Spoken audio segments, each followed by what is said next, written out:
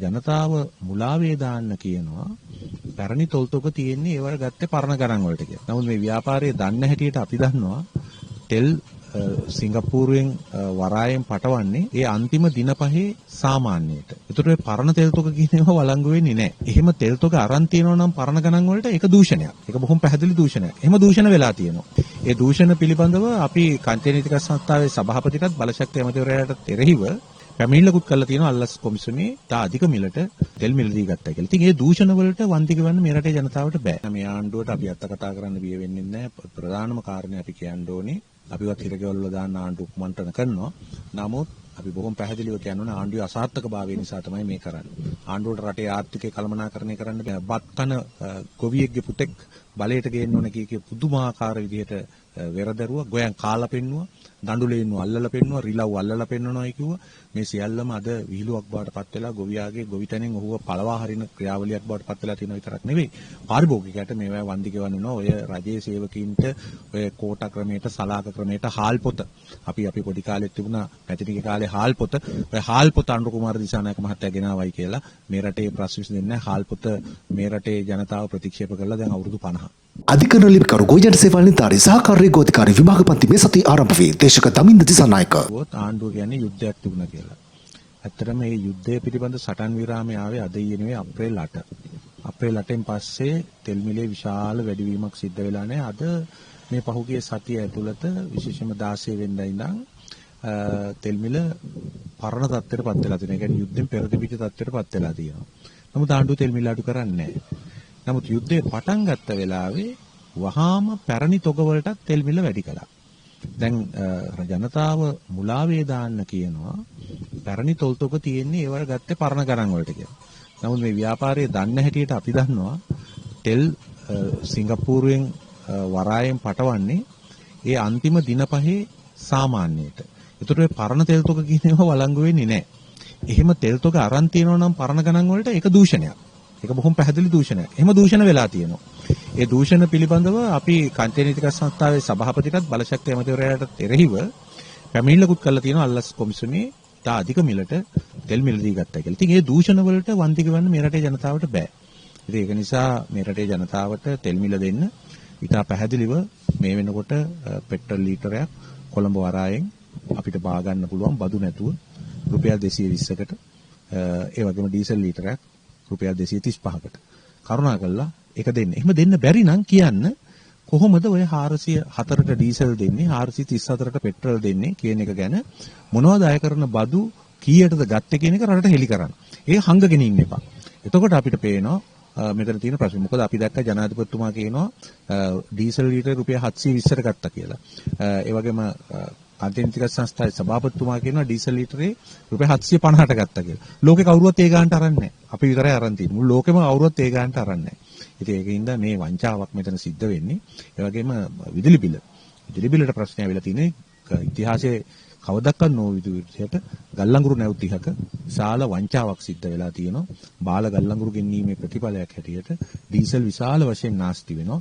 ඒවැ වන්දිය ගෙවන්නලා තියෙන්නේ අපේ ජනතාවට ඩොලර් හිඟයක් ඇති වෙලා තියෙන්නේ. ඩොලරයට ගෙවන්න ඕන රුපියල් ගාණ වැඩි වෙලා තියෙන්නේ ඒ ගල්ලංගුරු වංචාවේ ප්‍රතිඵලයක් හැටියට.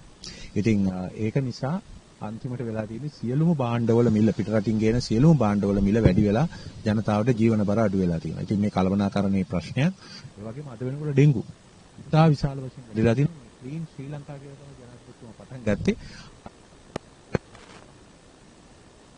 තාමත්ම අසාර්ථක තත්ත්වයට පත් වෙලා තියෙනවා. දැන් විදුපතිතුමා දැන් ආණ්ඩුව කියන තර්කයේ ඇත්තක් තියෙනවනේ. දැන් සති දෙක තුනකට කලින් මේ තෙල් ගෙන්නන්නේ දැන් පරණ මිලට යුද්ධ තිබුණු කාලේ ගත්ත මිලට තාම තෙල් දෙන්නේ. ලබන මාසේ තමයි අලුතෙන් තෙල් පවතින මිලට තෙල් ගන්න කියන ඒ තර්කයේ ඇත්තක් තියෙනවනේ. නෑ ඒක වැරදි.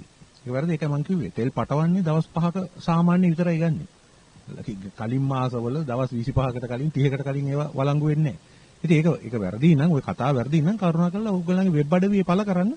කවදාවත් තෙල් පැටෙව්වේ කීයටද ගත්තේ? බදු කීයද කියලා. ඒක ටික කියන්නේ නෑනේ. ඒගොල්ලෝ කියන වචනේ විශ්වාස අපි කරන්නේ නැහැ. මොකද ඒගොල්ලන් විශේෂයෙන්ම කාන්තිය නීතික සංස්ථාවේ සභාපතිතුමා ජනාධිපතිතුමා කියපු ප්‍රකාශ වැරදි. ට්‍රැෆික් යුරා කියන ආයතනයේට රුපියල් 98ක් ඩීසල් ලීටරයකට වැඩියෙන් ගෙවලා තියෙනවා. ආදිත්‍ය බීර්ලා කියන ආයතනයේට රුපියල් 120ක් ඩීසල් ලීටරයකට වැඩියෙන් ගෙවලා තියෙනවා. ඒවා මහා අසීමාන්තික වංචා. ඒතර මේ වංචාව වහගන්න මේ රටේ ජනතාව පලි නැහැ. ඉතින් අපි අභියෝග කරනවා. ඒ වගේම ඉල්ලා හිටිනවා අල්ලස් දූෂණ කොමිසම නිවැරදි කොමිසමක් නම් ස්වාධීන කොමිසමක් නම් වහම අපේ පැමිණිල්ල විභාගයට ගන්න මේ සම්බන්ධයෙන්. දැන් තියෙන තෙල් වල ප්‍රමිතිය බාලයි කියලා ගොඩක් රීදුවක් තියෙනවා. ඒ කියන්නේ තෙල් ඉක්මනම දහණය වෙනවා. එහෙම චෝදනාවක් තියෙනවා නම් ඇත්තටම ඒක කරන්න ඕනේ කොළොන්නාවේ තියෙන මේ CPS ටෙල් විද්‍යාගාර තියෙනවා. ඒ විද්‍යාගාර වලින් ඒක පරීක්ෂා කරලා ඒ පිළිබඳව ජනතාවගේ සැකය දුරු කරන එක ඒක ආණ්ඩුවක් කියනවා. ඊට පස්සේ චරිත අබේසිංහ දැන් විපක්ෂයේ කියනවා ඒක නාටකයක්. කලිතර බන්ධනාගාරික හුදකලා කරලා පුරුදු කරපු නාටකයක් කියලා. දැන් ඔබතුමා දකින්නේ කොහොමද මේ චරිත අබේසිංහ සහ අල්ලස් සිදුවීම සම්බන්ධයෙන්? ඉතින් එහෙම සිදුවීමක් තියෙනවා නම් පාතාල ලෝකයේ ඒ වගේ අයගේ කප්පම් ගැනීමක් කළා තියෙනවා. කිසි විරෝධත්වයක් නැහැ. නමුත් ඒ නඳුන් කියන ඒ පාතාල ලෝකයේ සමාජිකයි කියන පුජ්‍යලයා උසාවියට ගෙනෙන අවස්ථාවේදී කිව්වා ඔහු යම් පුජ්‍යලයකට කෝටි 30ක් දුන්නයි කියලා. ඔහුම කිව්වා. හරි? නිකන් දුරකථන ඇමතුම් නෙවෙයි ඔහුම කිව්වා ඒක රෙකෝඩ්ලා තියෙනවා. එම පුජ්‍යලයා ගැන කිසිම පරීක්ෂණයක් ආණ්ඩු කුමාර දිසානායක ආණ්ඩුව කරන්නේ නැහැ. ඒ හින්දා මේ චරිත අබේසිංහගේ කතාව දුරකථන ඇමතුම් ආශ්‍රයෙන් ආපු දෙයක්. නමුත් නදුන් කියන ඒ පාතාල ලෝකයේ චරිතයේ කියන පුජ්‍යලයාම කරපු ප්‍රකාශය ගැන කිසිදු පරීක්ෂණයක් නිකිරීමෙන් අපිට පේනවා මේවා මේ දේශපාලන ඉලක්ක හොයාගෙන යන ඒවා මිසක් රටවටම අල්ලස දූෂණ නැති කිරීමට යන ක්‍රියාවලියක් නෙවෙයි කියලා. හැබැයි ඉතින් කවුරු කළත් නීතිය නවන්න යම්කිසි ආකාරයකට එහෙම අරන් තියෙන බවට සාධක තියෙනවා නම් ඒක කරන්න ඕනේ. හැබැයි ඒක හැමෝටම කරන්න ඕනේ. ඒ චරිත අබේසිංහටයි රකිත රාජපක්ෂටයි විතරක් නෙවෙයි. ඒ කාලේ හිටපු පොලිස් ඇමතිලට, ඒ කාලේ හිටපු පොලිස්පතිලට මේ හැමෝටම නීතිය ක්‍රියාත්මක කරන්න ඕනේ. ඒක කරන්නේ නැත්නම් ඒක දේශපාලන වශයෙන් කරන ක්‍රියාවලියක් හැටියට තමයි අපිට පේන්න තියෙන්නේ. කොච්චර මත් පිටින් බැලුවත් ගත වගේ පේනනට. විජේදාසර රාජපක්ෂ කියන්නේ කීර්තිමත් නීතිඥයෙක්. අධිකරණ ශේෂ්ත්‍රය හැමෝම ගෞරව කරු. දැන් එතුමාත් අල්ලස් ගත්තයි කියලා කියනවා. දැන් මේ අල්ලස් සිදුවීම කොයිතරම් දුරට යනවද මේකෙන්? ඒක ඒවා චෝදනා විතරනේ ඉතින් චෝදනා තියෙනවා නම් එතුමා හිටපු අධිකරණ නැමැති එතුමාට ඒ චෝදනා ඉදිරිපත් කළා ඒ කටයුතු කරන්න ඕනේ. ඔහුත් නීතිය දන්නවා, ආණ්ඩුවත් නීතිය දන්නවා, නීතිපති දෙපාර්තමේන්තුවත් නීතිය දන්නවා. ඒ අනුව ක්‍රියා කරන්න ඕනේ. එසේ ක්‍රියා කරන්නේ නැති තාක්කල් ඒ කාරණා පිළිගන්න රටේ ජනතාව සූදානම් නැහැ. දැන් ඥානසාර හඳුරෝ විවිධ දේශපාලන දවසින් දවස ඇතුළට යනවා. ආණ්ඩුවට අභියෝග කරන හැමෝම විවිධ චෝදනා දාලා ඇතුළට යනවා. දැන් ඔබතුමා මේ පරිසරය තුළ දිගටම ආණ්ඩුවට චෝදනා ඉල්ල කරන්න බය හිතෙන්නේ නැද්ද ඔබතුමාටත් එහෙම? නෑ අපි බය වෙන්නේ නැහැ මේ ආණ්ඩුවට. අපි අත්ත කතා කරන්න බිය වෙන්නේ නැහැ. ප්‍රධානම කාරණේ අපි කියන්න ඕනේ අපිවත් හිරගෙවල් වල දාන්න ආණ්ඩුව කුමන්ත්‍රණ කරනවා. නමුත් අපි බොහොම පැහැදිලිව කියන්න ඕනේ ආණ්ඩුවේ අසාර්ථකභාවය නිසා තමයි මේ කරන්නේ. ආණ්ඩුවට රටේ ආර්ථිකය කළමනාකරණය කරන්න බෑ, දීපු පොර ගන්න බෑ.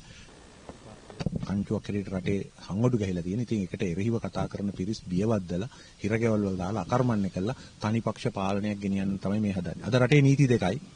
ජනතා විමුක්ති පෙරමුණට එක නීතියක්, මේ රටේ අනිත් ජනතාවට එක නීතියක්, විරුද්ධ පක්ෂ මර්ධනයට තව නීතියක්.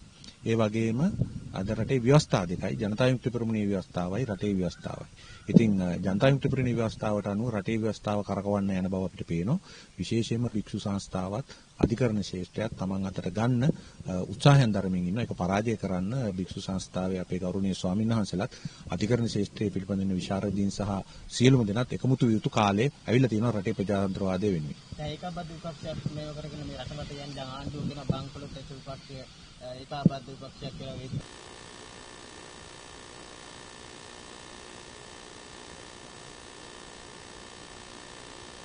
දානයක් නෙවෙයි ඒක මේ රටේ ආණ්ඩුව කරගෙන යන වංචා දූෂණ හා ව්‍යාජයන් රටට හෙළි කරන්න ඒ වගේම නීතිය අවභාවිතා කිරීමට එරෙහිව ගොඩනගා තියෙන වේදිකාවක්.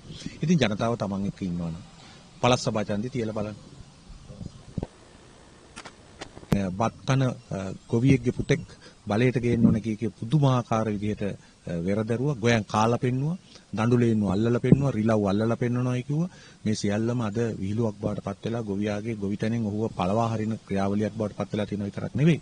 පාරිභෝගිකයට මේවා වන්දි ගෙවන්නවා. ඔය රජයේ සේවකීන්ට ඔය කෝටා ක්‍රමයට, සලාක ක්‍රමයට හාල් පොත. අපි පොඩි කාලෙත් තිබුණා පැතිනිගේ කාලේ හාල් පොත. ඔය හාල් පොත අනුර කුමාර දිසානායක මහත්තයා ගෙනාවයි කියලා මේ රටේ ප්‍රශ්න විසඳෙන්නේ නැහැ. හාල් පොත මේ රටේ ජනතාව ප්‍රතික්ෂේප කළා දැන් අවුරුදු 50. දැන් ගොවියා විපක්ෂේ නියෝජනය කරන නායකයෝ ලොකු අඩුවක් දකින්න විශේෂයෙන් අනුර ඔබතුමා තමන්ගේ හඬ පත්‍රයේ නියෝජනය කරන මදි කියලා හිතන්නේ නැද්ද? අනිවාර්යයෙන්ම ඉදිරි කාලේ ඉදිරිපත් වෙලා කටයුතු කරනවා. ඉතින් ගොවි ජන ප්‍රදේශවල විපක්ෂයට ඡන්දෙ දුන්නේ නැහනේ. මේ ආණ්ඩුව ගැන විශ්වාස කරලා තමයි පළාත් පාලන ඡන්දෙදිත් මහ ඡන්දෙදිත් ඡන්දෙ දුන්නේ. ඉතින් නමුත් අනාගතයේ අනිවාර්යයෙන් මේ අපේ ගොවි පවුල් 14 ලක්ෂයක් ඉන්නවා. ඒ 14 ලක්ෂය වෙනුවෙන් අපේ සටන අපේ අරගලය අපි ගෙනියන ඒ අය වෙනුවෙන් ඒ අය විතරක් නෙවෙයි මෙරට ආහාරයෙන් සුරක්ෂිත කරන්න මේ රටේ පාරිභෝගික ජනතාව මේ අධික ජීවන බරය ආහාර වලට ගහලා තියෙන හෙන ගහන බදු වැට් බද්ද ඇතුළු ඒ වගේම SCL එක ඇතුළු ගහලා තියෙන මේ හෙන ගහන බදු ඒ වගේම පිටකොටුවේ ගෙනියන වෙළඳ මාෆියාවත් එකට එකතු වෙලා කරගෙන යන මේ ජාවාරමට එරෙහිව අපි මේ රටේ ජනතාව දැනුවත් කරන්න ජනතාව සංවිධානය කරන්න ඒ වගේම ගොවිය සංවිධානය කරන්න කටයුතු කරනවා. පසුගිය පාර්ලිමේන්තුවේ දයසිත කියලා තිබුණා. නැගිටින්න YouTube අවකාශයේ ඔක් නිවුස් සමග